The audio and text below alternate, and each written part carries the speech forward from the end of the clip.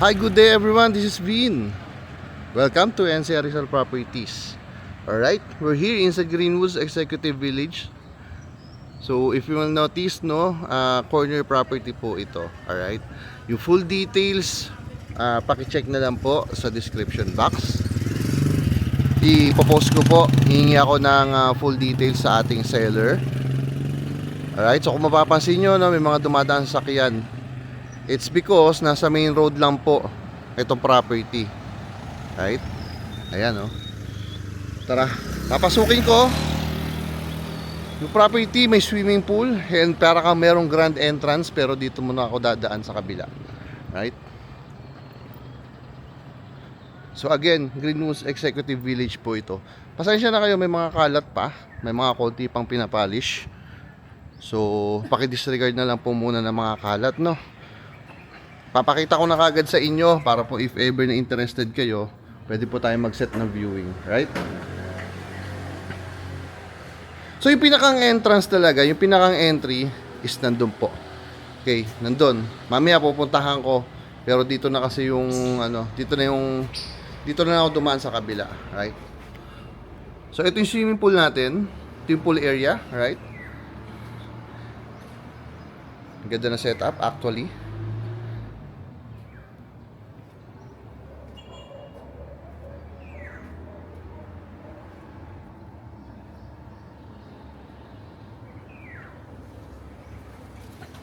Anyway, babalikan ko to kapag pag 100% na po yung construction.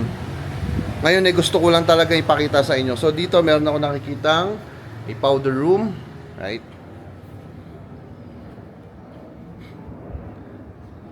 Then itong area na to is pwede nyo maging entertainment area. Okay, so depende po. Depende sa needs nyo kung paano nyo gagamitin. On the left side, meron ako nakikitang to bedroom na sliding door. May sarili po itong toilet and bath. Again, paki-disregard na lang muna ng mga kalat. Hindi pa po kasi talaga 100%. So may mga inaayos pa po na konti-konti na lang po ito. Pero pwede tayo mag-viewing.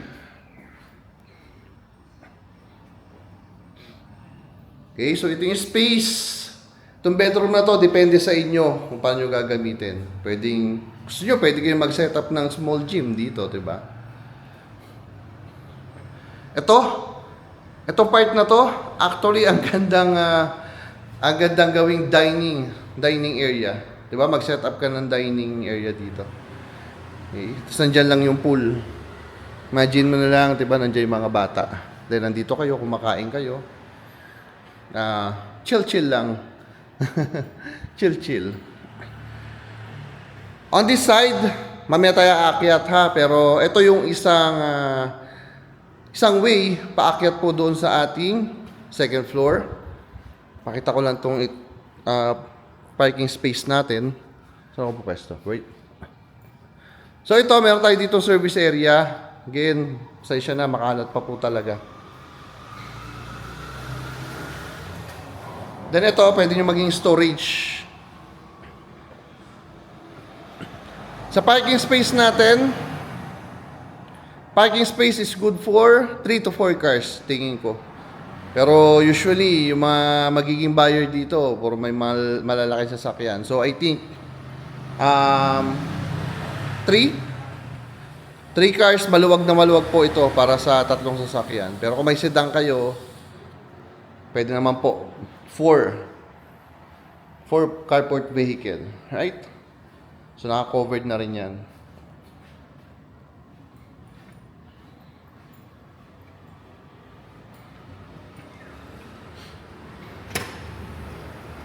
Labas tayo dito.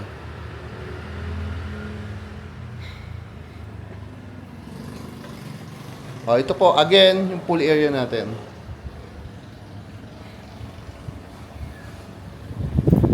Sobrang mahangin. Ayan, oh. Tingnan niyo puno.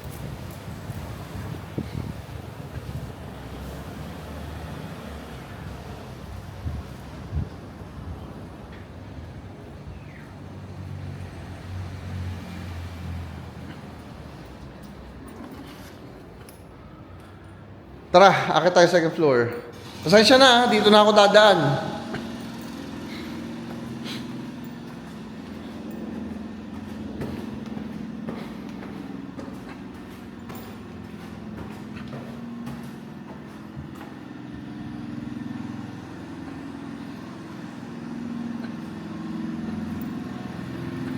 Supposedly, dito dapat yung daan ko. Oh. Ayan, dyan talaga dapat. Okay, so ito yung stairs, paakyat dito sa inyong balcony and dito sa ating grand entrance. So, welcome to your new home. Naglalakihan na solid doors po yung bubungad sa atin. And a high ceiling living area.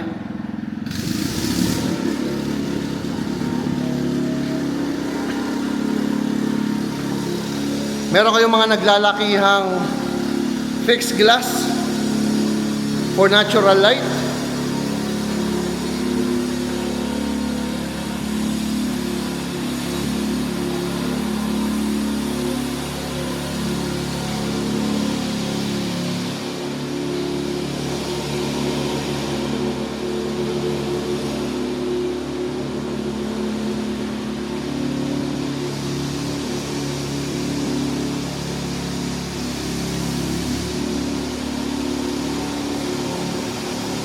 Sarado ko muna. Maingay po sa labas. May ginagawa lang.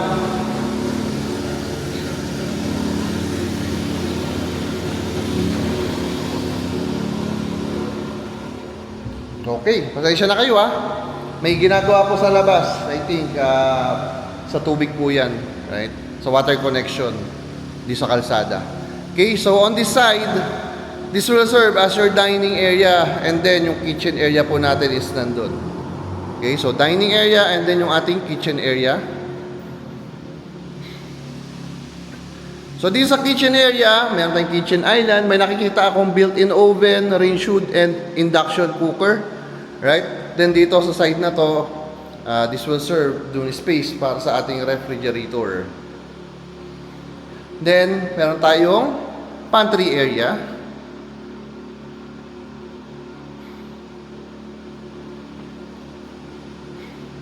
We have a powder room para po ito sa mga visitors, obviously.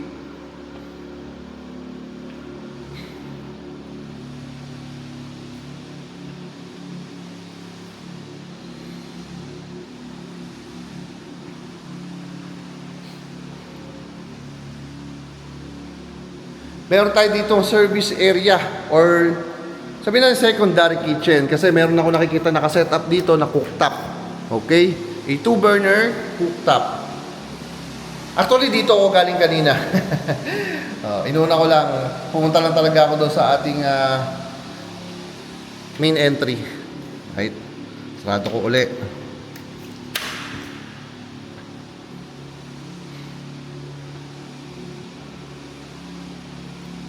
Pakita ko sa inyo.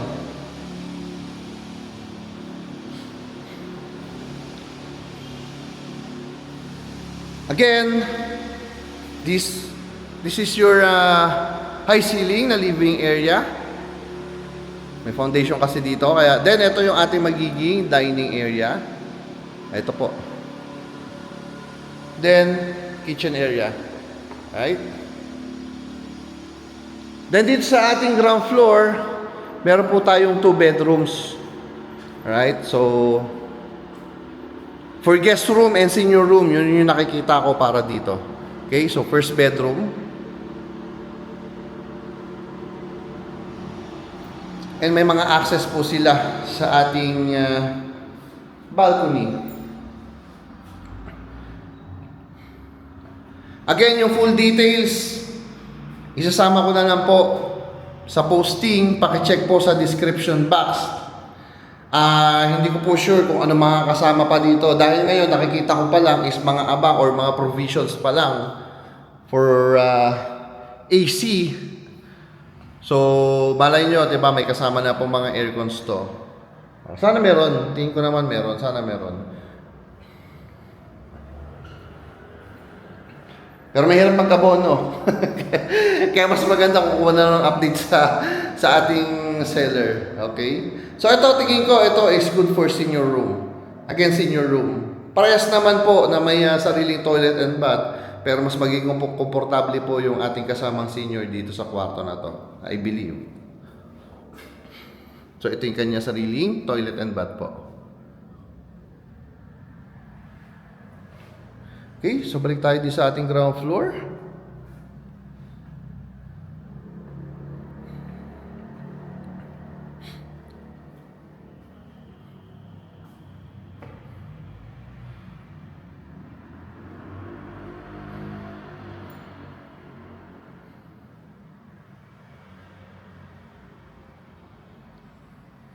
Again, yung high ceiling natin na living, ang ganda, no?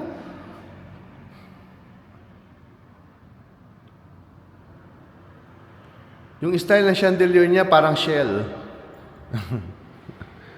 So tara, akit tayo sa ating second floor.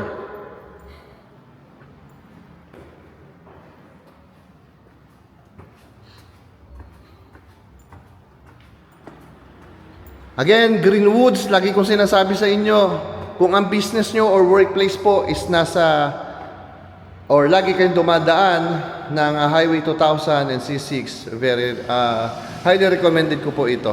Okay?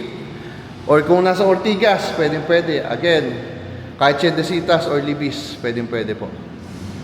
Right? So ito yung ating high ceiling.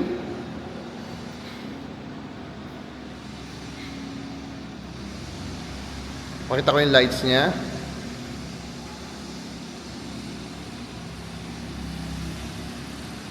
So dito sa second floor, nakikita ko na po yung Rizal Mountains, right? Sierra Madre, ayan, nakikita ko dito. Pero hindi ko lang alam din sa camera, di ba? Pero pag pinuntahan nyo at nag-viewing tayo, makikita nyo. Then, dito sa second floor, bago ako pumasok sa mga kwarto, meron po tayo dito common space for a family area. Right? Family area.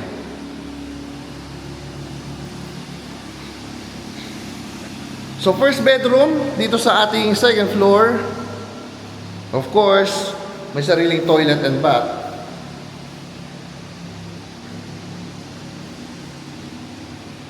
And ito yung space niya di sa ating bedroom.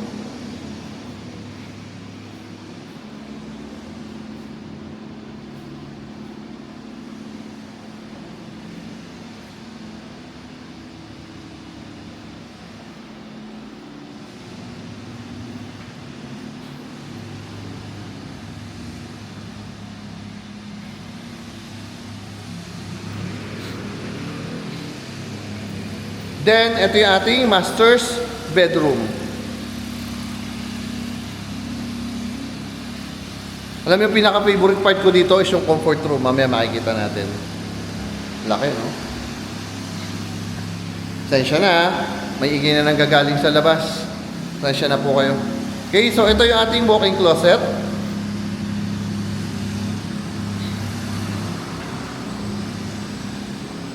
Yung ating toilet and bath with a bathtub.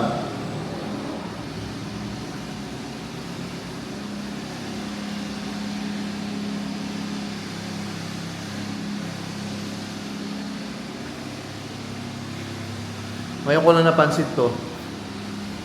So napansin ko, meron tayong skylight dito sa ating toilet and bath. For natural light, di ba? Ang liwanag, oh. Kahit patayin ko po yung ilaw dito, maliwanag pa rin.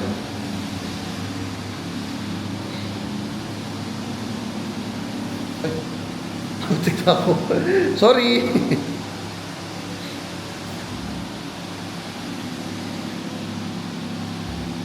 Then, ito yung ating walk-in closet.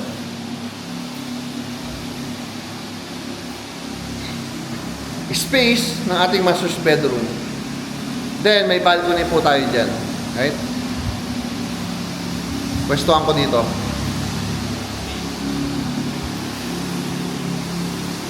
Nakabukas pala yung balcony ko.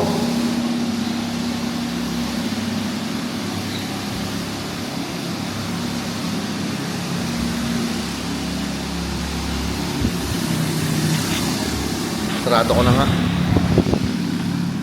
Sarado ko na. Yan.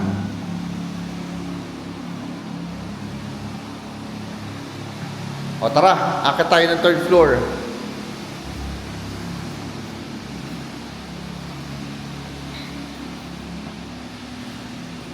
So lumalabas, parang lower ground, ground floor din. Nandito ako sa second floor. And aakit ako dito sa ating third floor.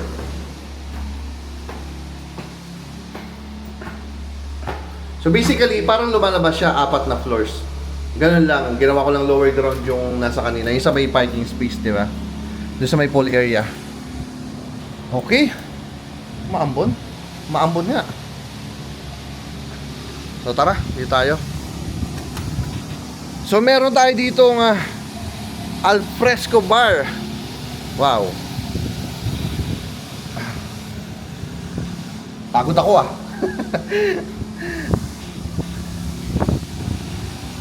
Okay, so kanina second floor, sinabi ko sa inyo, kita natin yung Rizal Mountains and Sierra Madre. Dito mas kitang-kita.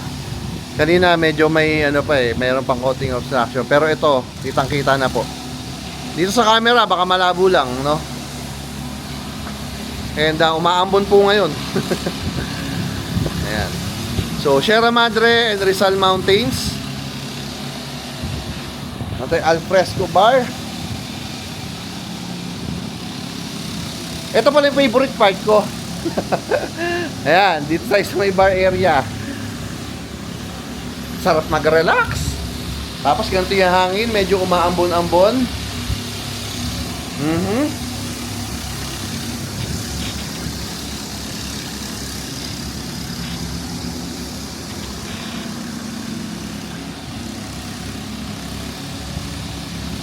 Ikutin natin ha. O ito, tingin ko toilet and bath po ito. Nakasarado lang po eh. Alright, pero I believe toilet and bath yan. Siyempre, kung nandito kayo at nagkakasiyahan, parang hindi na kayo bababa, diba? Para lang mag-CR. Sarado lang po, kaya hindi ko ma-open.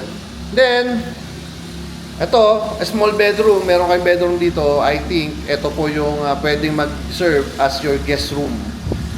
Mas gugustuhin po ng guest na dito po maging kwarto nila. Dahil na dyan sa bar area. And ito pong napakagandang view. Ayan. So mga buildings na nakikita ko, I believe Makati and Ortigas po. O baka may BGC pa dyan. So ayan. So meron tayong skyline dito. Right? Merong eroplano. Merong eroplano. So yan. Kaya tingin ko itong bedroom dito is mag-serve as a guest room. Okay?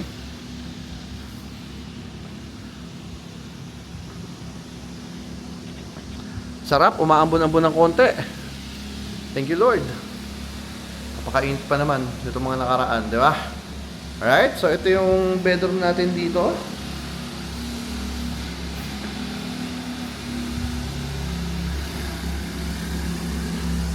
So ano masasabi nyo? Comment naman po kayo kung anong sa tingin nyo. Pero again, yung nasa description box, ipopost ko yung full details nito. Okay? Hihingi lang po ako ng updated doon sa ating seller. Kasi nakaraan wala pa raw siyang price eh. So ini-estimate pa lang. Mayroon naman magbigay ng number sa inyo dito sa video. Baka magkamali ako, sabihin nyo nag-overprice ako. O kaya baka mamaya sabihin nyo mas mataas sa kabila, sa akin na lang kayo bibili. Yung pala mag-aabono ako. Mahirap po yung ganun. Alright, so again, we're here inside Greenwoods Executive Village.